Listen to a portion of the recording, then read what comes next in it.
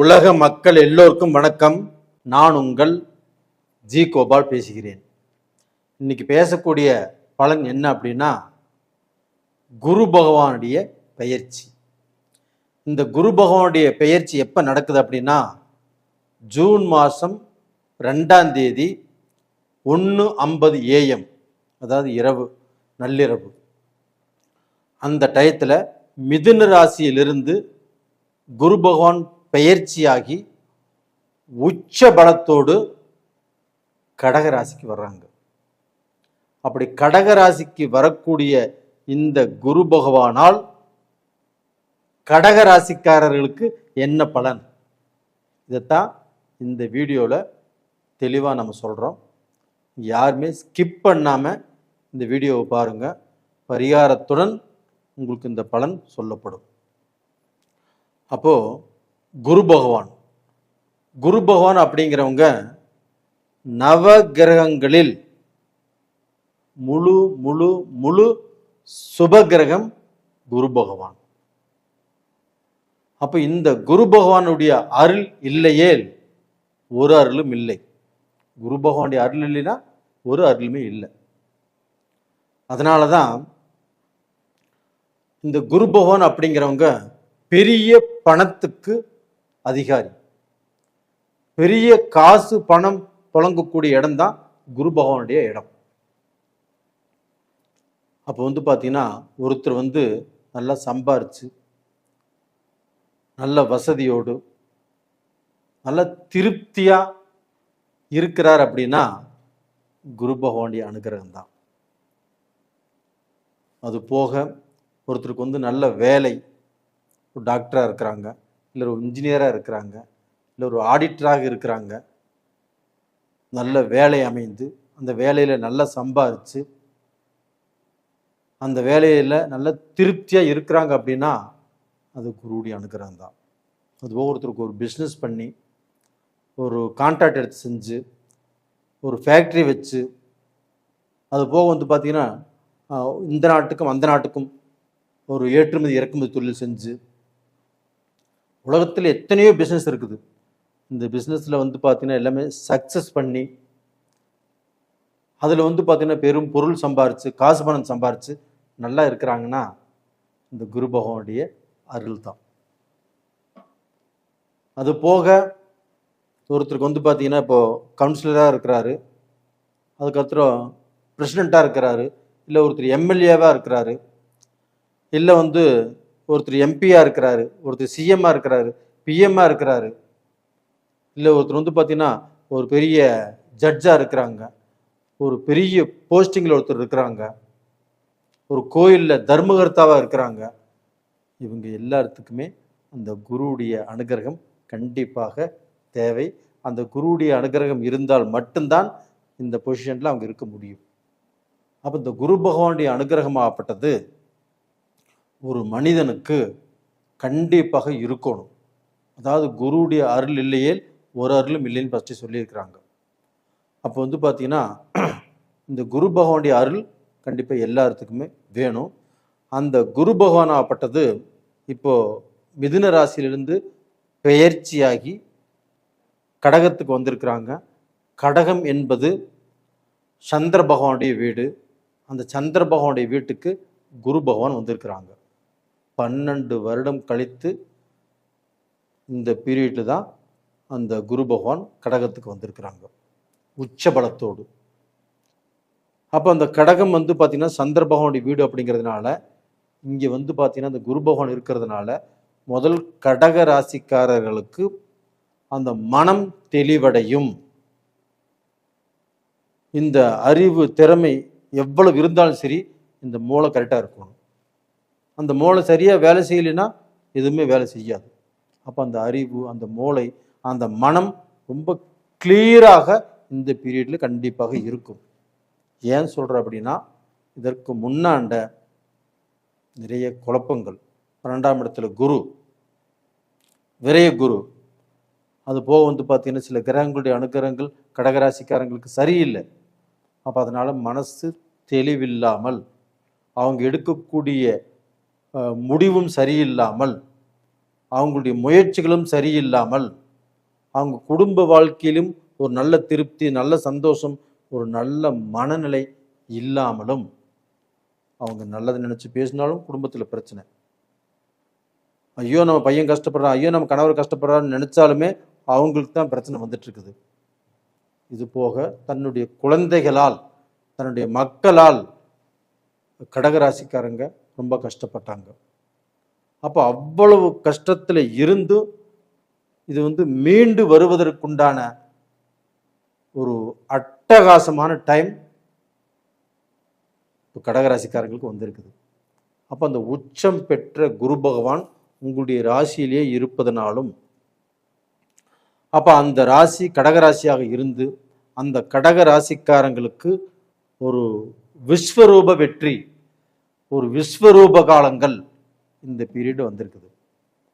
அப்போ பார்த்தீங்கன்னா இதில் மனம் தெளிவடைவதால் அவங்க பார்த்தீங்கன்னா போகக்கூடிய ரூட்டு கரெக்டாக இருக்கும், பழகக்கூடிய பழக்க வழக்கங்கள் கரெக்டாக இருக்கும், யாரு கூட சேரலாம் யாரு கூட சேரக்கூடாது, யாரை விரும்பலாம் யாரை விரும்பக்கூடாது. இப்போ நம்ம ஒருத்தர் கூட ரிலேஷன்ஷிப்பில் இருக்கிறோம்னா அவங்க கூட இது கனெக்ஷன் வச்சுக்கலாமா வேண்டாமா அப்படிங்கிற முடிவையும் இப்போ தான் எடுக்க முடியும். கடந்த காலத்தில் நீங்கள் எந்த முடிவு எடுத்திருந்தாலும் அது திருப்தியாக வரல.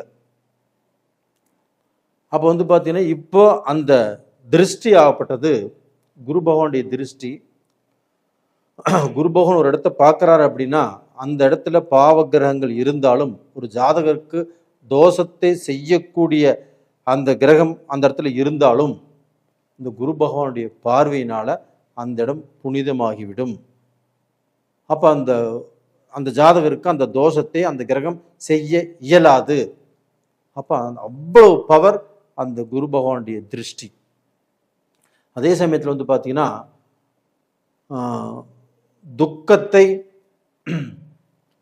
துக்கத்தை மகிழ்ச்சியாக மாற்றக்கூடிய ஒரே ஒரு சக்தி குரு பகவானுக்கு தான் இருக்குது. அதுவுமே கடகராசிக்காரங்களுக்கு, துக்கத்தில் இருக்கக்கூடிய கடகராசிக்காரங்களுக்கு மகிழ்ச்சியாக மாற்றக்கூடிய சக்தி இப்போ குரு பகவானுக்கு கிடைச்சிருச்சு. அப்போ கடகராசியில் இருக்கிறவங்க எல்லாருமே மகிழ்ச்சியாக சந்தோஷமாக இந்த பீரியட்லிருந்து கண்டிப்பாக இருப்பார்கள்.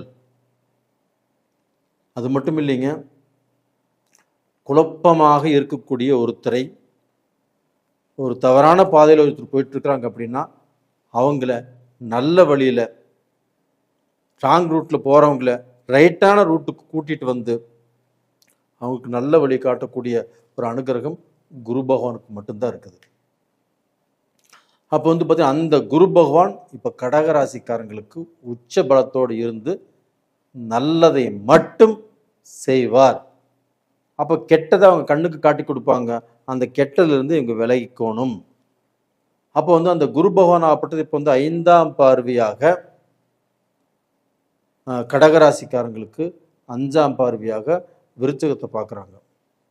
இப்போ அந்த விருச்சகம் என்பது செவ்வாயுடைய வீடு. இப்போ அந்த 5ஆம் பார்வை அப்படிங்கிறது உங்களுடைய திறமை, உங்களுடைய அறிவு, உங்களுடைய முயற்சி, உங்களுடைய முன்னேற்றம் எல்லாமே உங்களுக்கு கிடைக்குங்க. அப்போ அறிவுக்கு தகுந்த, திறமைக்கு தகுந்த ஒரு வேலை, ஒரு பிஸ்னஸ்ஸு, ஒரு முன்னேற்றம் இதெல்லாம் உங்களுக்கு கிடைக்கும். அது போக உங்களுக்கு பேர், புகழ், கீர்த்தி எல்லாமே இந்த பீரியடில் உங்களுக்கு கிடைக்கும். அந்த குரு பகவான் கண்டிப்பாக கொடுப்பாரு. இது எல்லாத்தை விட நல்லது என்ன அப்படின்னா மழலை செல்வம், குழந்தை பாக்கியம்.